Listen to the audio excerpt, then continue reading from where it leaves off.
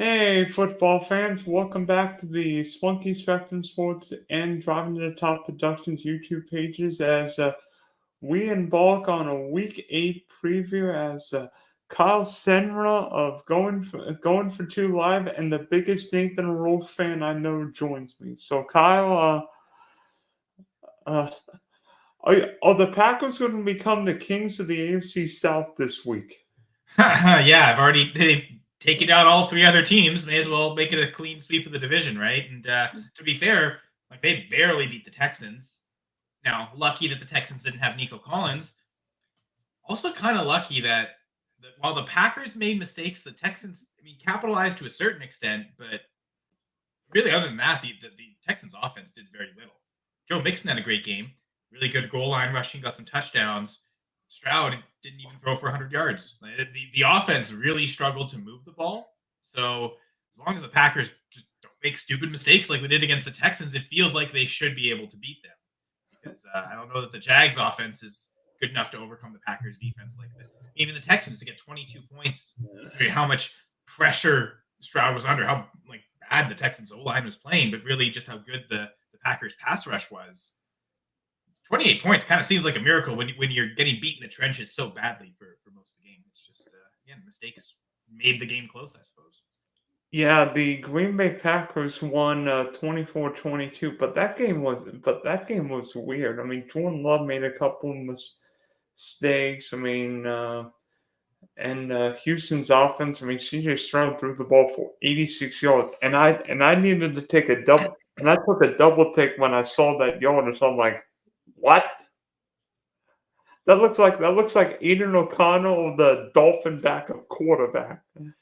Yeah, Tim Boyle, Aiden O'Connell type of stat line. You got it from CJ Stroud. So, yeah, it's maybe that's just a testament to the Packers defense because it seems like because here's the thing, Stroud really didn't make mistakes. He just wasn't able to make big plays. And so part of it was the pass rush was just there. He was scrambling for his life just to get out to be able to throw the ball away at times. Tank Dell really couldn't get open. I thought the Packers' coverages of Tank Dell and Stephon Diggs, those guys weren't really open that much.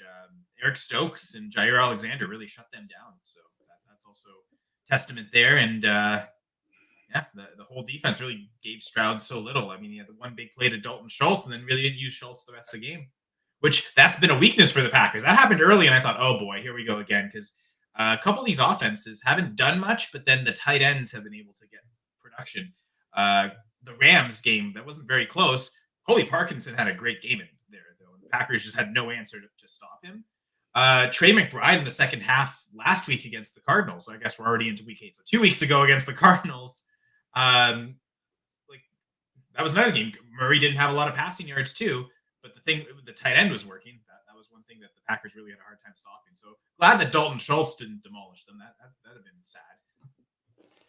No, it was weird watching Houston's offense because you would think it'd be a big Steph Diggs Tank Dell day, and Tank Dell call. I mean, week 7 was odd because there were guys with great matchups. They did nothing. Like Tank Dell got a goose egg. I think Steph Diggs caught 5 passes for 23 yards. Yeah, no touchdown, which is the big thing. The yardage hasn't been there for Diggs, but he's been getting lots of touchdowns, and didn't let him become a red zone threat for CJ Stroud. They didn't stop Joe Mixon at all, but I mean, you won, so you'll take that, I suppose. It seems like everybody's been running on the Packers this year because Saquon ran over you guys in Brazil. I'm trying to think. Did how many yards did Jonathan Taylor have in week 2? I think it was. Well, that was a weird game with time of possession. The Colts defense really cost them because they had no answer. The Packers were at one point in the first quarter they were running for first down after first down without throwing the football, and so time possession was just so skewed that they didn't give Taylor a lot of opportunities because they almost had to abandon the run pretty quickly because they just didn't have by their 9th play they were already in catch up mode because their 9th offensive play was at the end of the second quarter. So that game was pretty weird. I can't remember if I don't think Taylor got a touchdown. So I think he had a modest fantasy game. That wasn't one of his better fantasy outings. Trying to think what other games. I mean, they Amari DiMarcado kind of looked okay for the Cardinals. He had a couple of big plays, but for the most part, they held the Cardinals really in check. Aaron Jones had a big game. He didn't score a touchdown, I don't think, against the Packers, but he had a lot of big runs. So yeah, there's been a few teams. If there's good offenses that have the O-line and I think that's the problem with the Texans. They've got a really well-built team. Decent left tackle with Laramie Tunsil as well. Feels like the rest of the O-line could all be upgraded. Does this feel like the Bengals a couple of years ago? Oh, 100%. I feel like the Texans are like a year or two away from being really good in some ways. I mean, with top-notch quarterback, coaches in there, really good defense, just need one or two pieces on the O-line. Do they have? Is their right tackle Evan Neal? Oh gosh, I have no idea. He's just not good. If they took him or not, I can't remember. But yeah, Well, it feels like that's a couple of years ago. The Bengals kind of remade their O-line in almost one off season. We've seen a couple teams do that too, and it feels like the Texans might need that. Shaq Mason's at guard. He's pretty good. But they've got Titus Howard at right tackle, Juice Scruggs at center, and Kenyon Green at left guard. Feels like all three of those guys. I guess Kenyon Green was a first rounder a couple of years ago, but it feels like all three of those could maybe be upgraded. Not every first rounder works, as we've seen. Looking at their IR, doesn't look like there's any.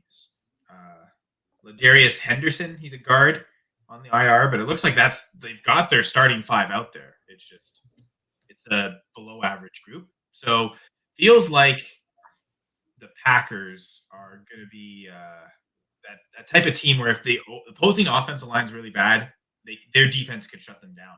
I mean, the Cardinals, frankly, I think that's also not a super strong O-line. They've got a couple of good pieces, but Kyler Murray was running for his life most of that game too. So maybe the Packers defense has really turned the corner. Let's become an elite pass rush as well as an elite coverage unit. So yeah, going to be a tough test for the Jags. How's the Jags O-line? Well, I mean, hopefully Cam Robinson's out of concussion protocol, but actually O-line's been okay this year, but everything else has not been the best. I mean, I have no idea why Trevor's regressed this year. I mean, from a neutral point of view, I mean, what do you think is wrong with Trevor on my team? With Trevor, because I don't feel like the juice is there with the offense other than Brian Thomas. So I think back to what really worked 2 years ago. Zay Jones and Christian Kirk, and just giving them a ton of targets. And you also had like Evan Ingram when you needed to go to him. But man, Zay Jones really became a lot more important than anyone thought he would be for this team. And it seems like last year he got hurt pretty early in the season. So okay, you're dealing with having to integrate Calvin Ridley in the offense. Christian Kirk, I believe, was dealing with injuries. And man, for the first year he was with the Jags, Christian Kirk was amazing. Last 2 years, though, he's left a lot to be desired. So now, how much of that is the receiver's fault? How much of it is Lawrence's fault? It's probably a mix of both. Feels like it's not just all of one or nothing. Brian Thomas has come in. He's looked good.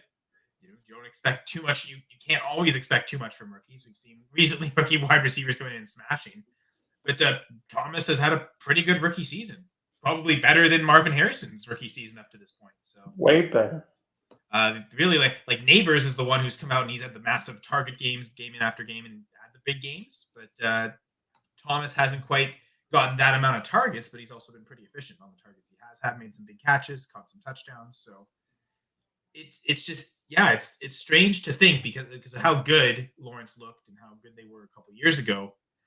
Almost feeling that a peak season where that's what it looks like when everything breaks right, and it's not even that amazing. Like Brock Purdy's okay, when everything breaks right for Brock Purdy, he looks like he's one of the best quarterbacks in the game.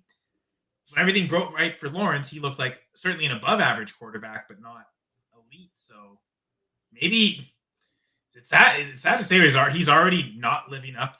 Like it sounds like okay, the Jags got a professional quarterback that could be their quarterback for a long time.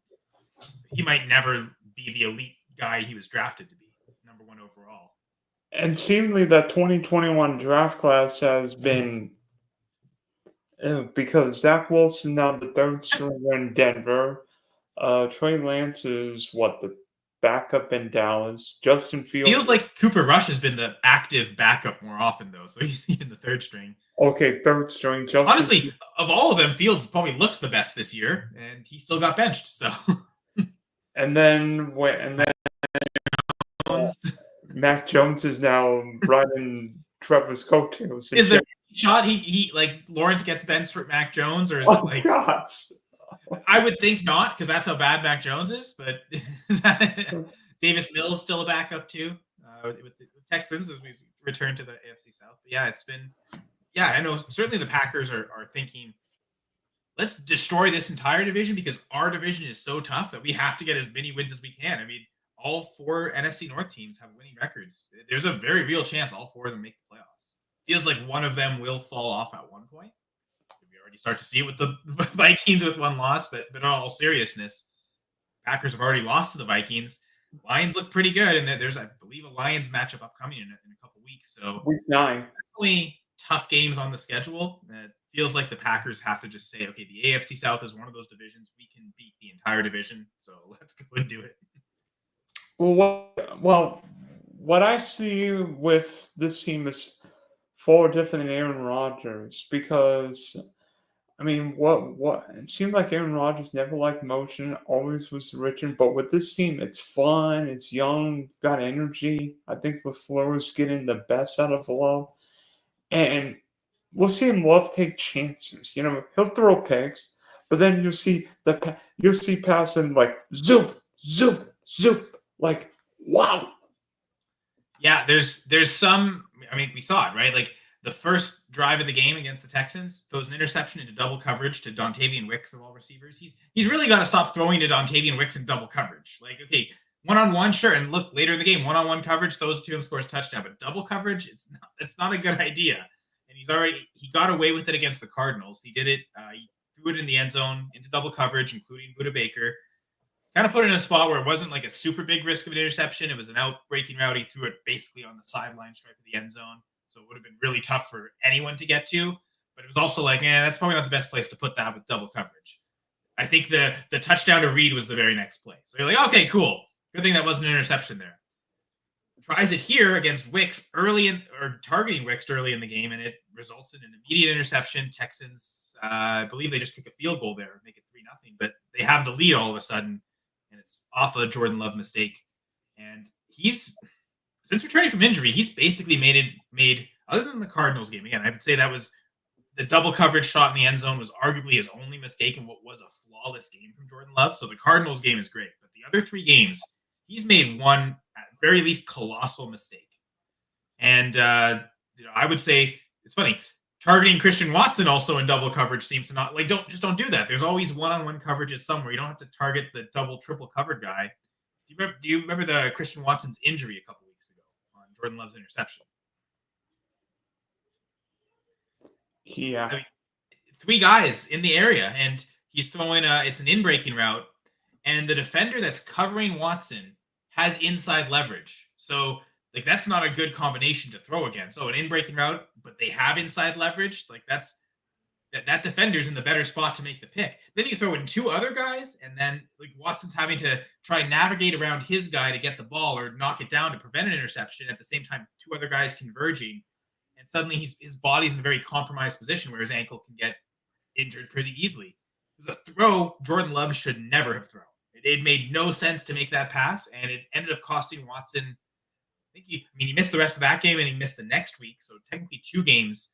Looks like he's okay for now, but hopefully it doesn't reoccur in the injury, leads to other injuries down the line. There was no reason to throw that. Like it seemed like it was a very, very stupid decision by Jordan Love. It's the Brett Favre in him. And then later that in the Texans game, we see that touchdown throw to Tucker Kraft, beautifully placed. It's one of those, okay, the safety looks like he's in a position to maybe make it, but the pass is just so quick and so accurate that they end up not really having a shot. Like that's the kind of stuff you see Rodgers do. But then because the other interception he threw in this Texans game with Watson as the target, he was kind of double covered because he had the free safety over the top, kind of converging, but there was room to make it if the pass was good where the trailing defender is behind Watson. So if you can kind of put it just in front of Watson, He can probably make the catch and prevent an interception. Love's mostly been accurate for the last, I'd say, calendar year. Starting of last season, there was definitely some questionable accuracy. That pass was overthrown. It looked like a bad throw, not even really a bad decision. But it's still 2 interceptions in this game. Some reckless decision making. Kind of looks more like Brett Favre than Aaron Rodgers. And I'd like to see more of the Aaron Rodgers precise, but also safe throws as opposed to the Favre super risky throws. But he was wearing the Brett Favre t-shirt a couple of weeks ago, and he definitely feels like he's playing more like Favre this year. And that is what kind of gives the Jaguars chances, because Love, he will make mistakes. It seems like these interceptions and these bad decisions, it's starting to not just be one-off. It's like you were saying, this is kind of part of Jordan Love's game, and there's exciting big play potential. There's also high turnover potential. So that's the one thing. If the Jags can capitalize on interceptions, if they're a team that is prone to be able to do that, then that's kind of what gives them a shot in this game, I think. Well, problem is the Jaguars defense couldn't catch a cold in Alaska right now. By the way, how about this? Jordan Love second in the NFL in passing yards per game. Do you know who number 1 is? Is it Marcus Mariota from this past contest this week? No, it would be Geno. Oh, actually, yeah, that makes sense. Yeah, no, they've been really pass heavy. But, I mean, you mentioned all the pass catchers, but Green Bay's got so many good receivers. I mean, if there's one team that doesn't need another receivers, Packers. Like, I don't know what it is. The Packers draft wide receivers so well, whether it be Jane Reed, Christian Watson, Romeo Dobbs, Dontarian Wicks, Luke Musgrave, or Tucker Kraft. The Packers draft wide receivers better than anyone. I mean, the Packers and Steelers draft wide receivers. And the Packers aren't afraid to do it in bunches. Like even the 2 tight ends, they drafted Musgrave in the second round of last year's draft, 2023. Next round, immediately come back and draft Kraft. And suddenly that's looking like the Kraft decision was especially great because Musgrave's been hurt this year, hasn't really lived up to it, that second round billing. Tucker Kraft has been exceptional for the Packers. So they're also they're willing to take multiple shots because they don't always assume, okay, the guy we take in the second round is going to hit. Let's get multiple chances. Christian Watson, Romeo Doubs were the same draft class. Second rounder on Watson, 4th rounder on Doubs. They come back the very next year, take Jaden Reed in the second round. I think Wicks was a late round guy, and I believe Malik Heath was also an undrafted free agent that year. And he and Bo Melton have also played roles. Like they've got 6 guys that they can throw out there and trust. Really on any given play.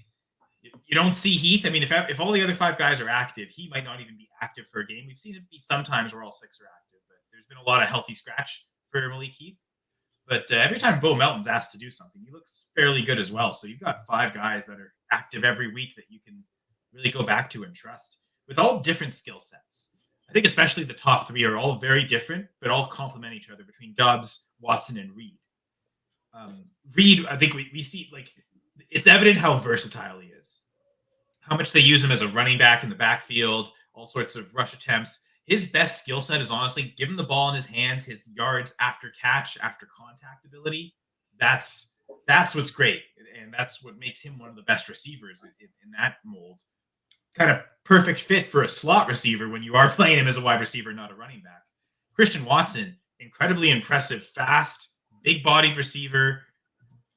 The deep play explosions. He can, the hands are one thing, and he's really developed catching better over the first little bit that rookie season. He dropped that one pass from Rodgers, and then, okay, I'm not trusting you again. But later in the season, Rodgers was more willing to trust him and go back to him. His hands got better, and he was catching better.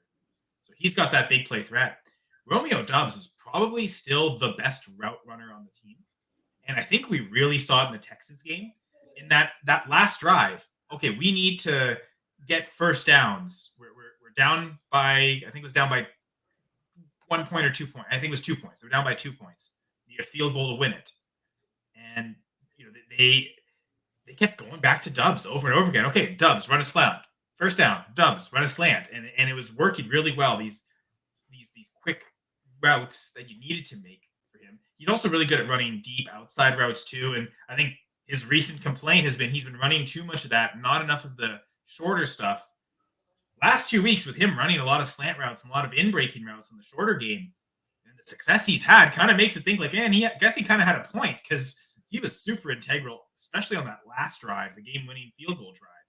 needing to get down, and he was catching a lot of first downs, and that was keeping the drive going and getting them into field goal range. So those three really complement each other well. And whenever Wicks has been called upon, as long as he catches, it's funny. He's basically a Christian Watson clone. Like the hands are one thing. There's especially a lot of drops with Wicks we've seen.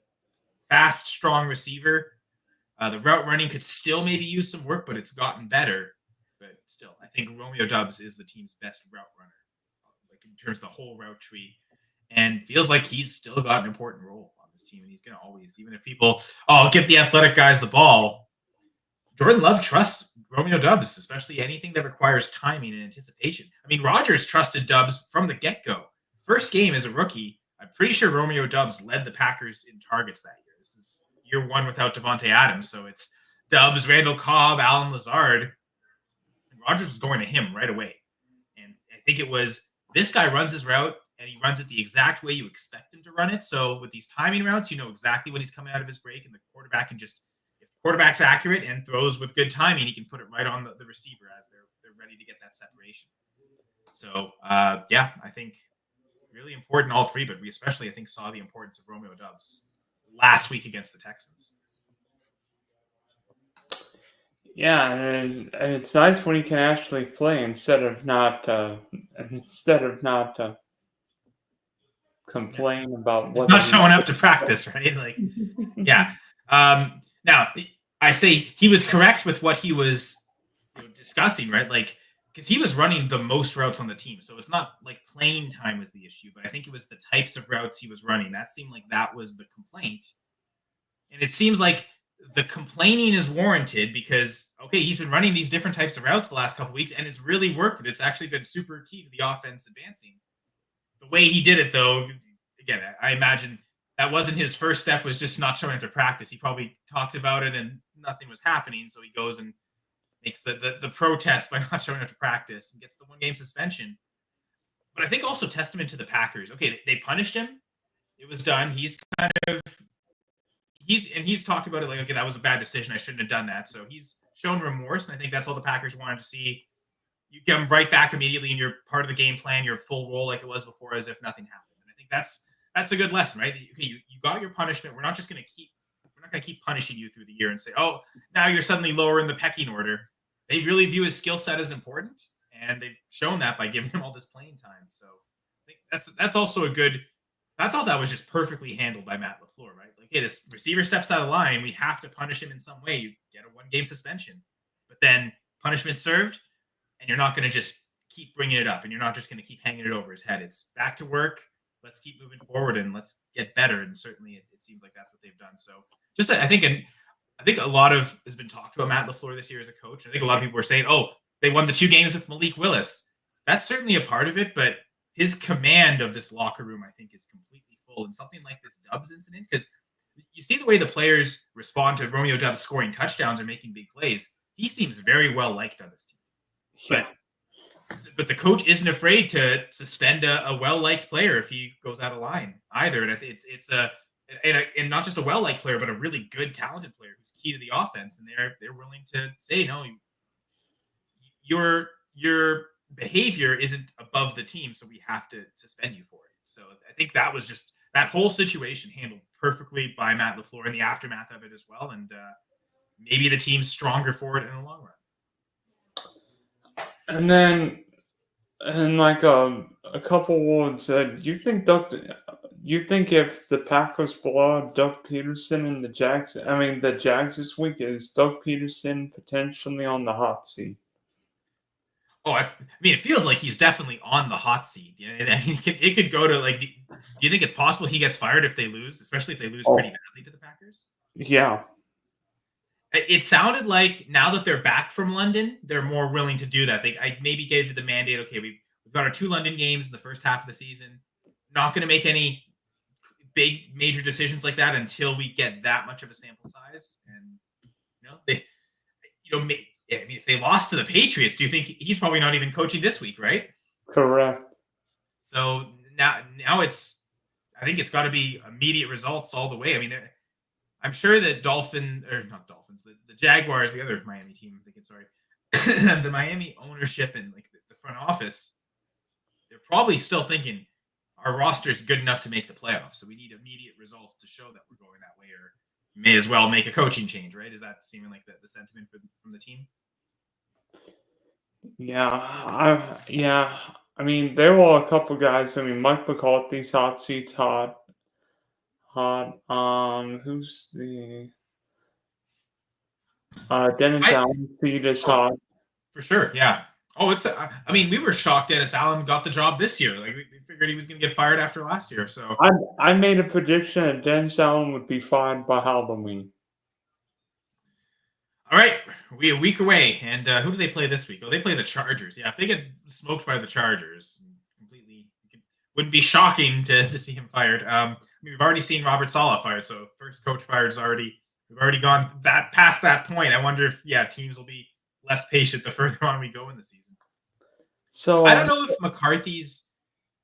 I think McCarthy's on notice all year, and like if they don't make the playoffs, he's fired for sure. I get the sense with Jerry Jones, like he's going to let McCarthy ride out the full season. I don't think a coaching change is going to happen mid-season. he's going to pull a Jason Garrett. Yeah. Well, I mean, I'll give Mike McCarthy credit. I think he's a far better head coach than Jason Garrett. Like that, and it's similar sentiment on how they are in the Cowboys, but I mean, you've got a guy who's actually won a Super Bowl, and I think there's a lot of dysfunction that comes with Jason Garrett. I don't think he's a particularly good coach. I can say Mike McCarthy's a good coach. I don't think he's a great coach, though. I think he's a coach that is maybe still too stuck in his ways. And that's ultimately what cost him at the end in Green Bay. But I wouldn't say he's a bad coach by any stretch. Whereas I kind of lean that Garrett was actually a bad coach. So that's maybe too much of my bias. But I just didn't think. I think there was a lot of poor decisions by Jason Garrett in his time as head coach, as offensive play caller for the Cowboys. And yeah, Jerry Jones, it seems like he's one of those guys. Like these are my guys. My decision. So I feel like he's not gonna get fired in season. But I mean, how good does McCarthy have to do to keep his job? Like it feels like he's got to at least go to the NFC Championship game. You can say like maybe within a one win of the Super Bowl, there's clear progress. If you don't go that far, it feels like he's done after this year, no matter what. They can make the playoffs and lose in the first round again, he's done. Even if they win one game but lose in the divisional round to the Packers again, let's say, or something, he's probably gone. So NFC Championship game, somewhere the Cowboys haven't been in like 30 years, I think. That's maybe the threshold of where they'll say yes. Okay, we haven't had this type of result in a while. Anything short of that, though, it feels like McCarthy's done after this season. What do you think will be a key for this game? Packer offense. Well, I mean, the Jags, it seems like they've got a couple of good pass rushers. You think of Trayvon Walker, right? Yes. Yeah, Trayvon Walker, yeah. Sorry, I almost blanked on his name for a sec.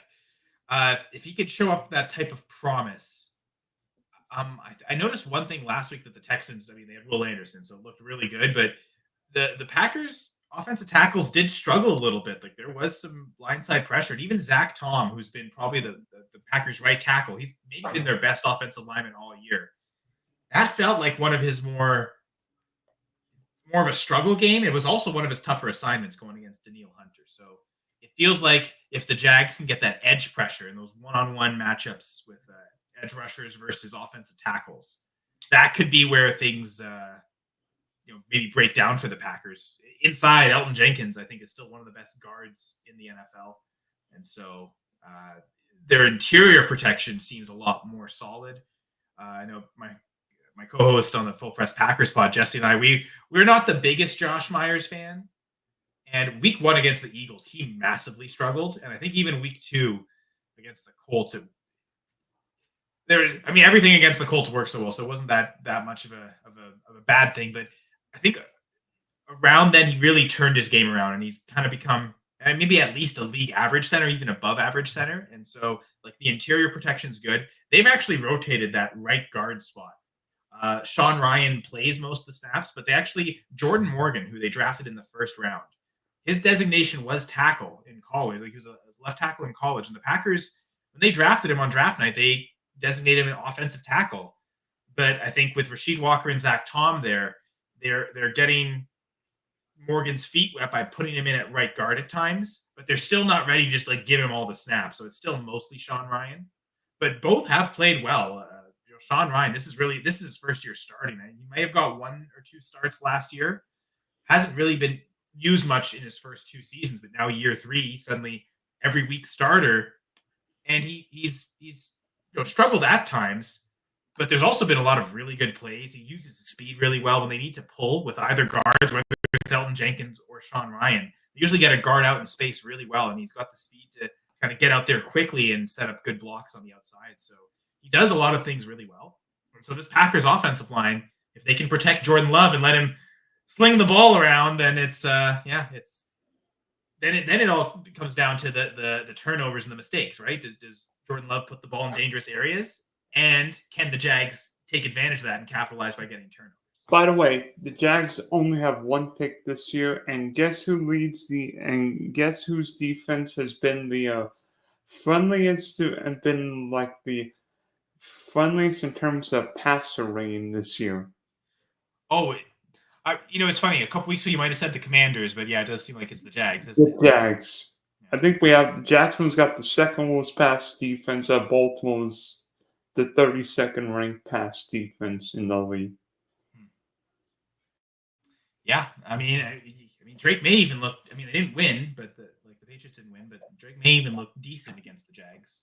It's only his second start, and yeah, all the other. I mean, we don't have to talk about Josh Allen. He kind of destroyed the Jags. Like that wasn't even close. So I mean, to be fair, that game does kind of skew the stats because they really poured it on. Like, and that's not every defense has faced Josh Allen yet, too. So. And Caleb. Well, yeah, Caleb. Oh boy. Suddenly he's come alive. Actually, the last couple of weeks after a couple struggles the first few weeks, the Bears have suddenly come alive, which again is more pressure on the Packers to have to just win as many games as they can because everyone in their division is suddenly winning a ton. I mean, be honest, I think the other way for Jackson's offense is going to be run the ball. I mean, whether Travis Etienne comes back, I think Etienne, Tank Bigsby, getting Trevor going. I do like Evan Ingram's matchup over the middle. I think we can take advantage of your tight end, of your linebackers and safeties. Although every time I see the Packers play, Xavier McKinney is picking off a pass. He's maybe been the best Packer game in, game out, and in interceptions too. When he's in coverage, he's not allowing catches. So they've used him a lot as that free safety, that roamer to pick off and ball hawk, and they've actually drafting in chunks, right? This year apparently was the year of defensive backs of the Packers. I think they have 8 picks in the draft this year. Half of them were defensive backs. And they took 3 safeties in the draft, and 2 of them are playing pretty regularly, Evan Williams and Javon Bullard. So there's a lot of formations. The Packers are playing with 3 safeties on the field, and they're letting Bullard play a lot as in the slot as a nickel corner, as opposed to getting one of their cornerbacks. They like their safeties so much that they're going with 3 of them instead of 3 cornerbacks because Keyshawn Nixon's also proved he can do well on the outside. Jair Alexander's great, so I imagine Jair Alexander is going to be on Brian Thomas quite a lot. Let's test this young rookie. And so, like you said, the advantageous matchup suddenly does become Evan Ingram, whether it's against linebackers, maybe it's against Williams or Javon Bullard. And while they have impressed really well, they are still rookies. And Evan Ingram is one of those tight ends that you can just draw targets, get catches, fairly athletic. Not a huge touchdown score, but he's going to accumulate yards after the catch as well. And again, I think to like Trey McBride a couple weeks ago, once that got going in the second half for the Cardinals, that kind of became a problem. Colby Parkinson with the Rams, even like the Titans in that Titans game. It was 7-7 after the first drives. The Packers went down, scored a touchdown with Malik Willis. That was essentially actually didn't really march down. It was 2 big plays to Christian Watson and 3 plays. It was a 3-play drive essentially for the touchdown. The Titans come back, and Will Levis might have had one of the best drives I've ever seen him have. It was targeting tight ends. I don't think Hopkins or Ridley had a catch on that drive, but they marched down the whole field, scored a touchdown at the end, and a lot of those big plays, those first downs, were gained by targeting tight ends. And it was a Okonkwo or Josh Wiley. It was just random tight ends, and it was like, what are we doing, Packers? And then he turned back into Will Levis. Then the pick 6, and then it got out of control. But it's weird because, I mean, why were you going away from that, Will Levis? Like, why are you forcing it on the outside to Hopkins when clearly the tight end matchup was working? So I guess that's the one advantage for Lawrence. Really, over the last 2 seasons, he's had no problem giving a ton of passes to Evan Ingram. This really feels like this is the game where that's the advantageous thing to do. So in that sense, it is set up in a kind of a nice way for the Jags offense. The way they like to operate is to exploit a couple of things that the Packers are weak at. By the way, Kyle, do you remember Green Bay's last trip to Jacksonville? That was, you see, I don't think that was the Adams miracle catch, the one where Rodgers is like throwing. That was the season opener in like 2016, I think. So yeah, that's been a while. No, I'll last. give you a hint. It wasn't against the Jags. 2021 against the Saints because the Saints couldn't play because Right. Oh God. I know exactly what game that is. Oh my God. 38-3. Really? We didn't allow 40 points? Damn, I'm shocked. I thought for sure that was like a 40-point victory or something. But yeah, no, that was a massacre. Jordan Love played in that game, actually. It was so bad they benched Rodgers at the end, and Love looked okay, but like, okay, he looked good against the Saints prevent defense, so it really didn't give much. Yeah, Aaron Rodgers threw for 133 yards in that game. You know what's crazy? He won the MVP that year, didn't he? I think that game was awful, and then they turned it around immediately the next week, and everything was fine. And it was like a blip on the radar. But man, to start the season that way was awful. And then, how did they lose in the playoffs that year? What year did you say that was? 2021. Jimmy G beat you when you gave. Yeah. That was the special teams game where they lost on the blocked punt return for a touchdown. Yes. The 49ers offense didn't score a touchdown. The Packers defense outscored the 49ers offense, and the Packers still lost because I'm pretty sure they had a pick 6 or something, but it didn't matter because they allowed a fumble return 6. Like, actually, the defense did their job that day. They I think allowed 3 points because I think they got a field goal and maybe 2 field goals. I think they allowed 6 points, and then they had the punt return touchdown or the block punt for a touchdown, and that was it. That was the game. Packers scored 1 touchdown, and I think they might have got a field goal too, so it was 13-10, I think, was the final score. And yeah, just your offense did what they needed to. They outscored the 49ers. Everything was good. Special teams something. So, yeah. Yeah, special teams. I forgot. So, sorry, Darius to... Ayton, who was the special teams coordinator, was immediately fired after that game, and they brought in Bisaccia, which has been great, honestly. Thanks, Raiders, for making that stupid decision and not making him your permanent head coach. Let's go with Josh McDaniels instead. The Raiders. And Antonio Pierce, who kicks field goals down 8, but that's... Well, it's funny. This was the example of where they did that. Okay, this guy looked like he had earned the job. Let's go from interim and make him the head coach. Maybe if they just done it to Bisaccia in the first place, he'd still be the head coach now. It would be okay. So it's the Raiders. But yeah, no, that's twice this year. Pierce has done some things that are very conservative, defensive minded, making him look like a defensive side of the ball kind of guy, and almost to the stereotype. But yeah, that field goal was pretty bad. That was a pretty bad decision. I know they had just taken a penalty and were pushed back, and it was 4th and goal from the 9. And you're thinking, okay, in theory, it kind of makes sense where let's kick the field goal, and then it's only a 1-score game. So if we do get the ball back, a touchdown wins it for us. They just never got the ball. All right, Kyle, thanks for hopping on. You can always check out Kyle going for 2 league winners, full press coverage, full press Packers. Any other publications or websites you write for? Yeah, the Goal Line Guide is an article I write on Fantasy Six Pack. And it's a weekly article. It's a matchup-based article, which looks at something what I call the goal line grades. And I grade each team based on their own offensive efficiency inside the 5-yard line. Again, looking at near the goal line touchdown opportunities. I want to see which teams are most efficient at scoring, but also which defenses are most efficient at stopping. And I cross-reference those, an offense versus the defense they're playing on this week. And I usually also, with the help of the Vegas line makers, the implied totals from each of those teams, I also incorporate that, thinking, okay, the teams projected to score the most points are more likely to be in these goal line situations, are more likely to score touchdowns. And the whole point is to try and figure out where touchdowns are likely to come from. And for each team has a rushing and passing goal line grade, and I compare the difference between the two in the fourth column of the guide. And those difference, it's whether it's in favor of the pass or the run. That's what I really use a lot in my fantasy football rankings or making my fantasy football start sit decisions as to, okay, which players have upside because their team situations have touchdown upside. So the goal line guide article is available on Fantasy Six Pack.